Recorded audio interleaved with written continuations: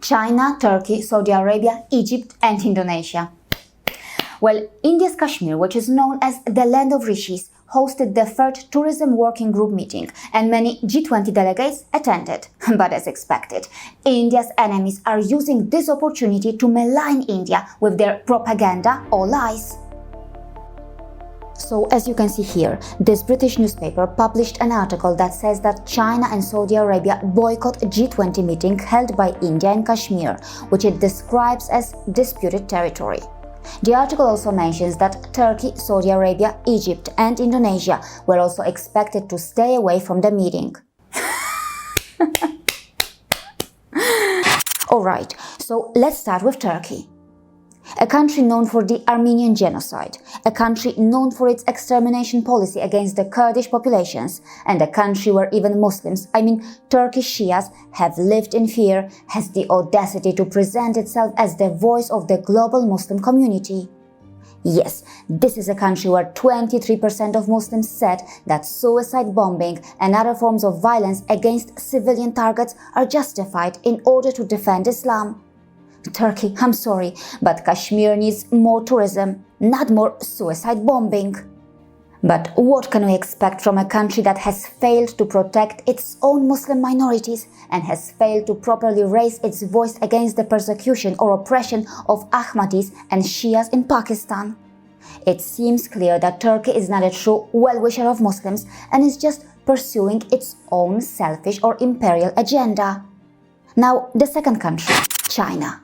Well, from being a victim of colonization to becoming a brutal colonizer itself, China seems to be a perfect example for the world to learn what can go wrong when a country disregards or forgets its spiritual foundational wisdom given to it by its spiritual guru, India.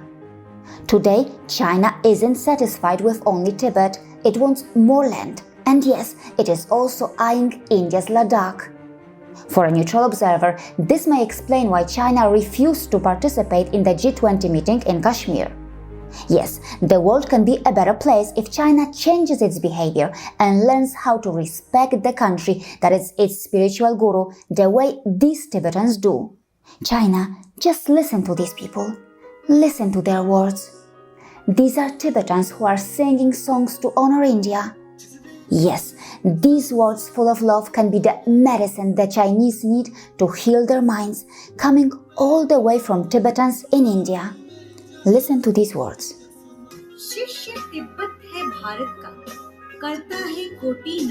And read the lyrics. The country which inspires the world. This is none other than the great India. And read this. When the peaceful and spiritual land was invaded by the People's Liberation Army of China, it was the Guru India who sheltered the people of the snowland. India is the true protector of humanity.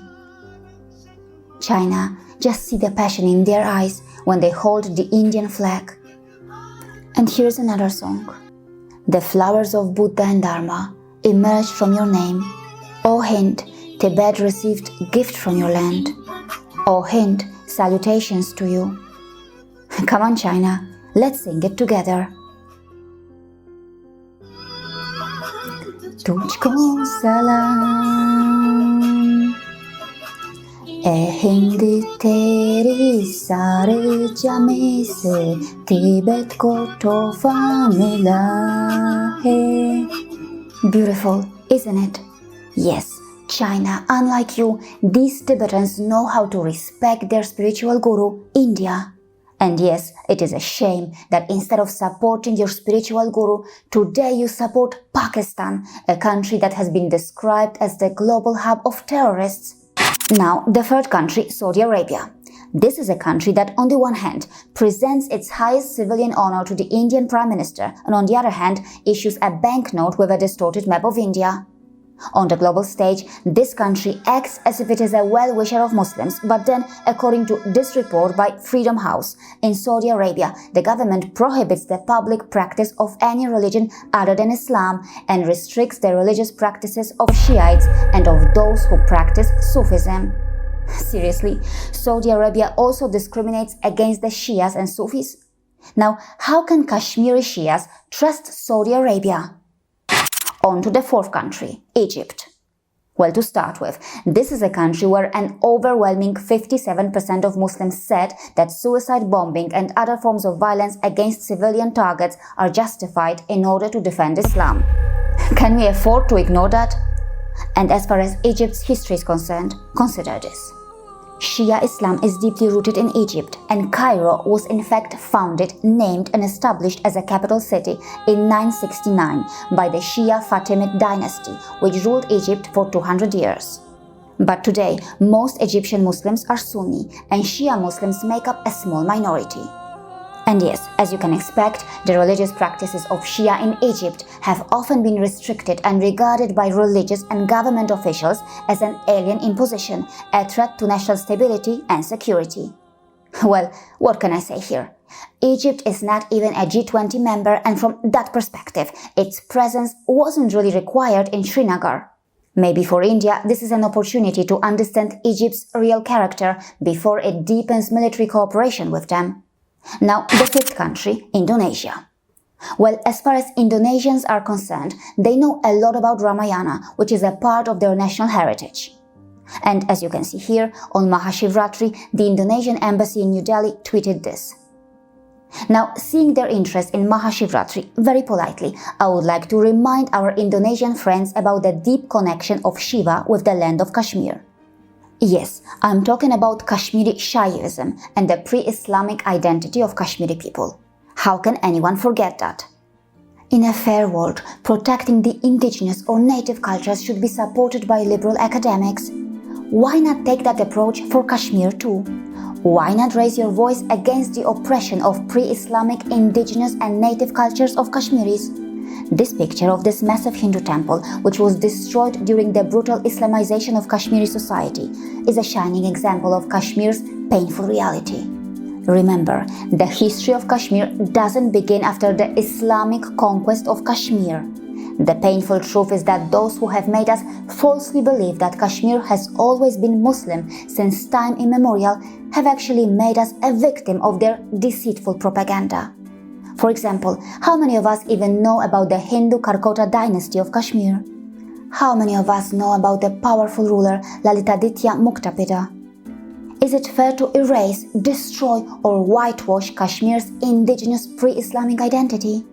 Today, many Kashmiris are Muslims, just as many Native Americans are Christians. For example, just because indigenous Americans were Christianized and disconnected from their roots, and today many of them practice Christianity, does it mean that the world should forget their native religions, cultures, and the land of indigenous Americans? The true liberal world also cannot and should not forget Kashmir's dharmic roots, its indigenous cultures, and its pre-Islamic identity. It should be preserved and revived, not erased. And yes, we should raise our voices for Kashmiri Hindus who were displaced from their own home in a region of India that was Islamized and whose original religious demographics were altered. In many ways, India's G20 meeting in Kashmir was a success.